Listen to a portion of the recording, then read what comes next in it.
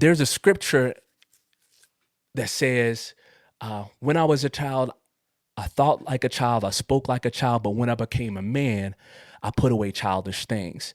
And, I feel like we live in a society and in a culture where as we get older, because we missed out on some things, whether it was because of trauma or poverty or whatever, we go back to our childhoods to kind of like validate um, our childhood. One of the things that I've been thinking about recently over like this last month is my older kids. Every so often, I get a chance to be able to kind of chat with them um, whenever they come over for family lunch on Sundays. But like sometimes we talk about some of the old days um, and what it was like before they graduated, moved out. And this week, I was thinking about my oldest boy, Corbin, and I'm so proud of this kid. He is teaching at a private school. He is got healthy relationships with friends and his mom and dad and his grandma, and there's so many beautiful moments and things that I'm proud of him for. But one of my favorite memories that I have with Corbin is like right whenever he moved in with my wife and I got a chance to like really start walking him through puberty and all the different effects and feelings that you start feeling during those moments. And I remember that he was starting to have feelings for this girl, and it had him doing just some super goofy stuff. And so, I pulled him to the side. I said, "Hey, man, what's going on? Some things are changing in the way that you're responding in certain ways, and you're seeming to be a little bit more emotional. It seems like you're kind of moving into what manhood looks like, and it just comes together as maturing in some ways that emotionally you've been immature in." Um, and and so we started to talk through some of the things that he was kind of going through at the time and trying to figure out. And what we called these times that we were having, and I really need to implement it with my younger two boys, but we would have these things called man talks. And we were talking about things that were surrounded by the experience that men have, the pressures that men have, the ways that we're able to navigate through some of the challenges of being a man. And it's not just for the sake of venting, but it was also for an opportunity for me to be able to kind of like pour into Corbin as a young man. And I'll never forget some of these moments that we had because some of them ended in tears. Other moments like that ended in inspiration to change the way that we handle certain things, to regulate our emotions. And I remember like my now oldest boy in the house, Izzy, wanting to have these same talks.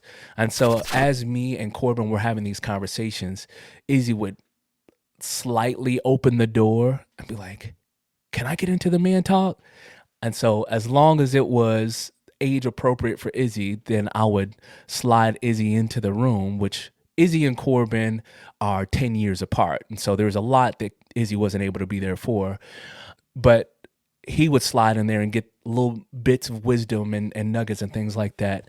And, you know, different ones of us have different life experiences where we learn how to be men. For some of us, we learn how to be men through watching our fathers treat our mothers in certain ways, watching men in our community be respectful and shake hands and show appreciation. For some of us, the way that we learn manhood is through our moms because maybe dad's not around. There's all kinds of different life experiences, but regardless of how it is that you come to know what a man is supposed to look like and navigate through, there are four things that God put on the inside of all of us. He put into the lives of everybody. And those four things are love, character, provision, and protection. These are four things that all people have to navigate through in some capacity. I think whenever people are asking the question, what is a man, that it can be the wrong question in some situations. I think the real question that we're asking is, according to what God has equipped us with, that we've been born with, through the life that we have been given, what value does the role that I'm supposed to play, that I'm equipped with, what value does it have? Mentally, physically, and spiritually. And so we're just going to run through these four categories of life. I got some notes. And so that way we make sure we don't miss anything. So love is one of the most important parts, if not the most important part of manhood.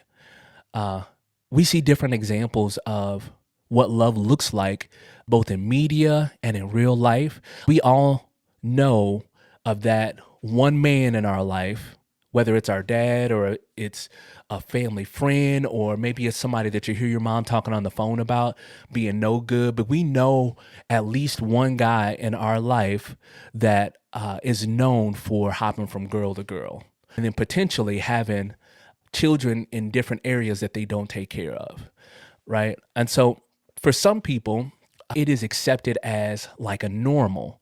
But one of the things that I've learned over the course of life is that just because something is normal doesn't make it healthy. And so we also know, hopefully, this is my heart's desire.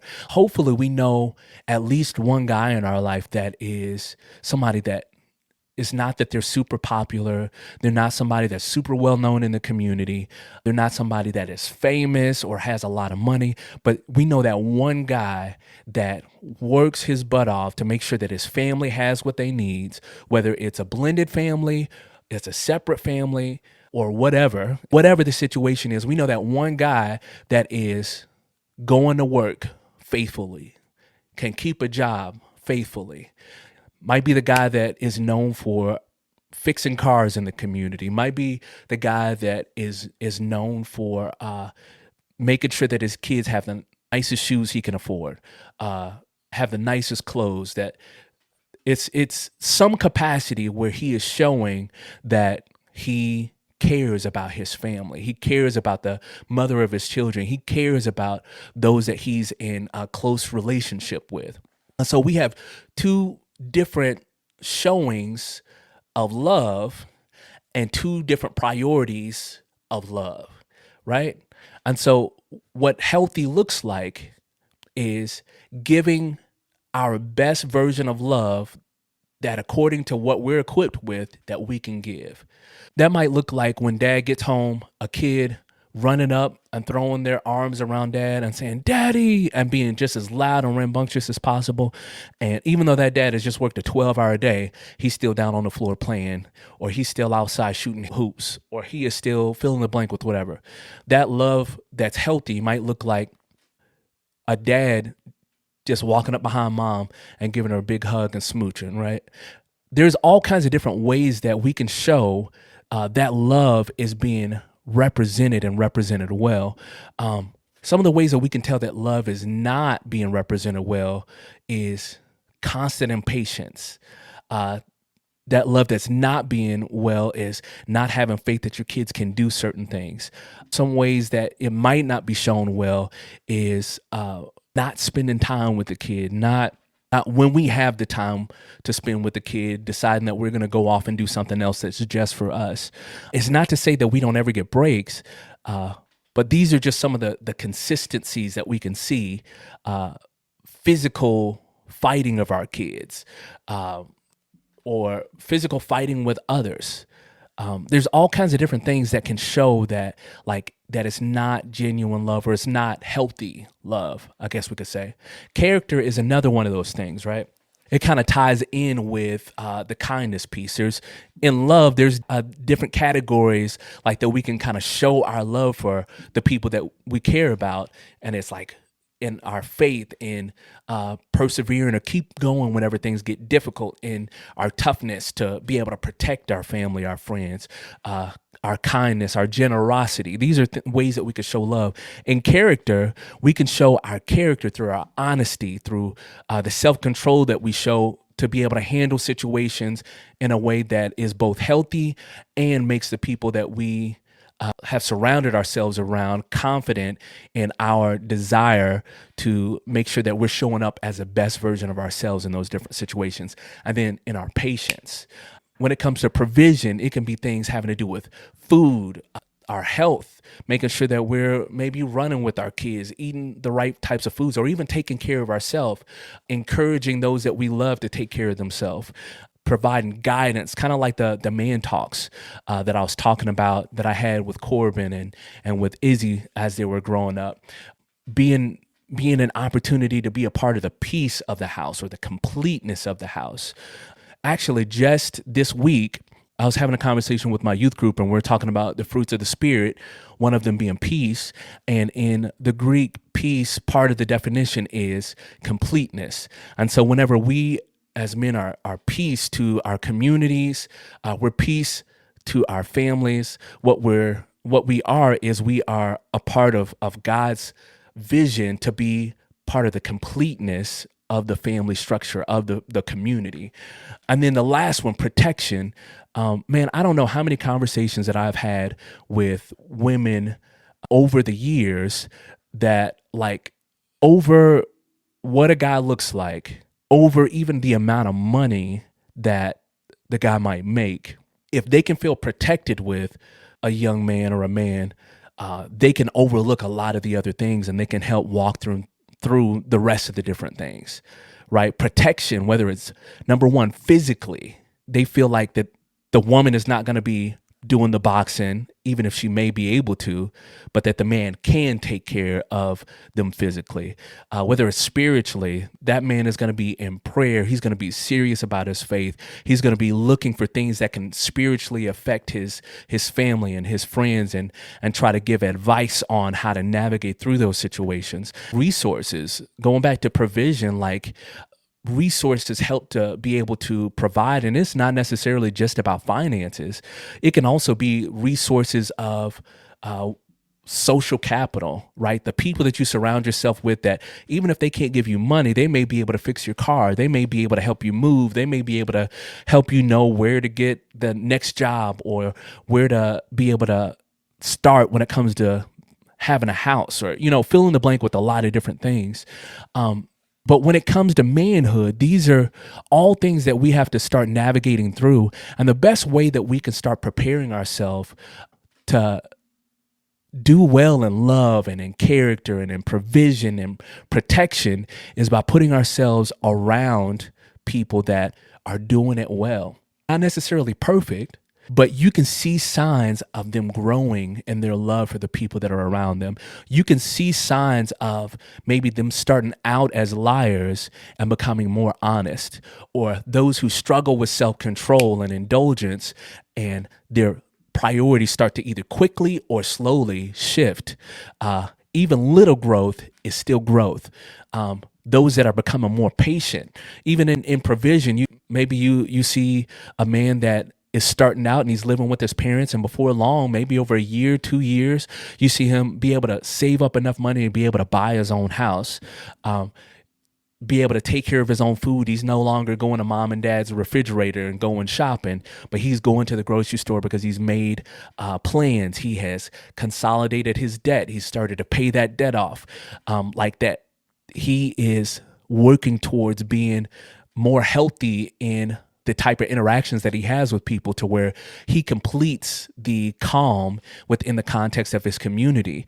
In protection, you see that it's not that he's not ever fearful, but he's not going to back down on an opportunity to be able to protect his family through resources, spiritually and physically. And so for some people, that's in their house. And for me, one of the things that I'm going to stand on is making sure that if my kids don't get an example of what a healthy man looks like, that it is going to be me.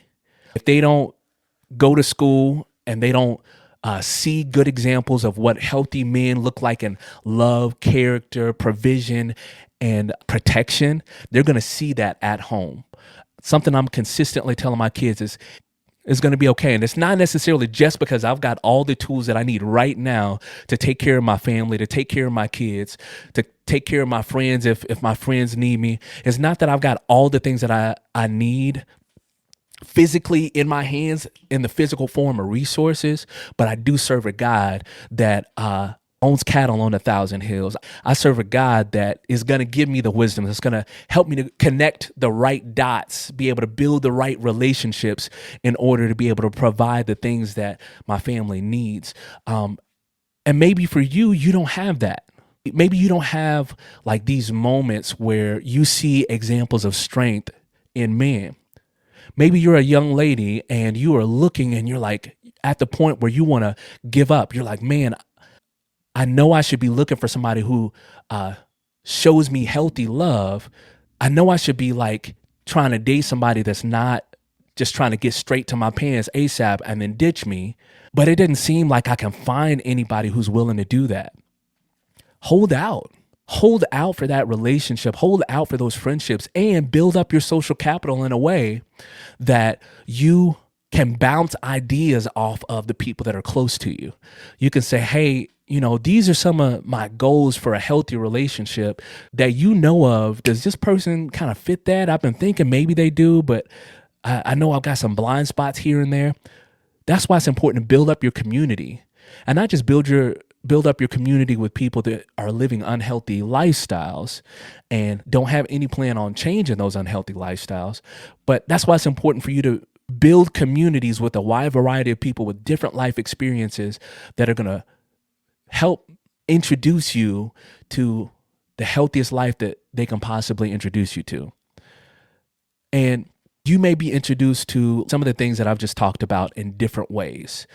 You may have different examples that come from different aspects of life. But the most important thing is going to be that when you decide, and it's got to be your decision, when you decide that the example of manhood that you want in your life is going to lead you to health, then you have to position yourself. Something I was thinking about earlier today was this group that I used to be so excited when they would come to town. They were called the Power Team. And in the Power Team, it was this group of 15, I want to say like 15 guys, 15 to 20 guys that were all bodybuilders, and they would break bricks, set the bricks on fire, break them. They would break ice. They would run through blocks of ice. And then at the end, they would give like a gospel presentation, right? They also went into schools and they talked about drugs and alcohol and premarital sex and some of the ways that it could negatively affect your future. But anyway, one of the biggest things that I got from them was like that, number one, you could do cool things and still serve God. But number two, another thing that I saw was that their positive influence impacted a ton of people. But that wasn't the only thing. That wasn't the only way to be able to have a positive impact on a bunch of people. Man, I've got some people that are heroes of mine, right? I'm a youth pastor, and I've been a youth pastor this year for 8 years. And before that, I was a children's pastor. And, some of the most impactful people that I met over the course of my life are people that will never be known on a worldwide basis. People like Kim Garino. She's a pastor out in Indian Springs, Nevada, and she is transforming that community. Another person that I think of when I think about like a local hero is my dad. My dad will probably never be known as like a nationwide pastor, a worldwide like influence, but he made the impact on so many different people that he was just connected through regular relationships. They watched him be a dad. They watched him be somebody who was positive, that had a solid job, that was serious about his education, that was serious about all the different things that are important in love and character, provision and protection. And it transformed the dynamic of what their relationships would have looked like over the course of their lives. I think about people like, now, my friend Heather, she is known nationwide, but like I think about my friend Heather Parody. She has a podcast, but even past the podcast, man, she builds things when it comes to communities. She's like a master community builder, right? She also has so much wisdom that she has gained and then dished right back out. And there are so many people's lives that have been changed just because people are connected to Heather. I think about people like my wife. She is the type of person that, like, she gets into a situation and she is able to figure that thing out. She is put into a place where she is a cheerleading coach, but then she has minutes with Mandy where she is pouring into these young girls. Some of them have close relationships with their families, some of them don't. And on a level playing field, she's able to give them good, solid life advice about womanhood and all kinds of different things. There are so many different people that are able to make close but small connections that end up transforming people's lives and transforming their mindsets on how life actually is from a healthy perspective. And so one of the questions that I ask is, like, do most people define themselves by their desires or design? People having mindsets that are not based on reality oftentimes find themselves in a place where they are driven by whatever feels good in the moment. There's a scripture that says, when I was a child, I thought like a child, I spoke like a child, but when I became a man, I put away childish things. And, I feel like we live in a society and in a culture where as we get older, because we missed out on some things, whether it was because of trauma or poverty or whatever, we go back to our childhoods to kind of like validate our childhood with only the possibility of coming back to adulthood. But in a lot of situations, we go back to that childhood and we try to validate that childhood through saying that I can define this thing as this. I can make this statement with no accountability. And it's all these things that as children, you understand that, like, even though it's unacceptable, that you can give them a pass because they're children and they're learning. But like as adults, when we're making these same types of decisions, we're defining manhood by certain ways, womanhood by these certain ways, then we still find ourselves undisciplined. We still find ourselves wounded. We still find ourselves in these cycles of things. And then instead of us coming to a place of maturity and then being able to instruct the next generation out of that maturity and out of that life experience, now we're passing on the being driven by desires, which for human flourishing purposes is not good. It's dangerous. And so then we have to ask ourselves the question of this. When it comes to manhood, does it have to do with axe throwing? Does it have to do with being able to shoot your own deer and be able to skin it and gut it and fill in the blank with all those things? There's nothing wrong with that. As a matter of fact, those are great things to learn, especially with the way that society is heading, right?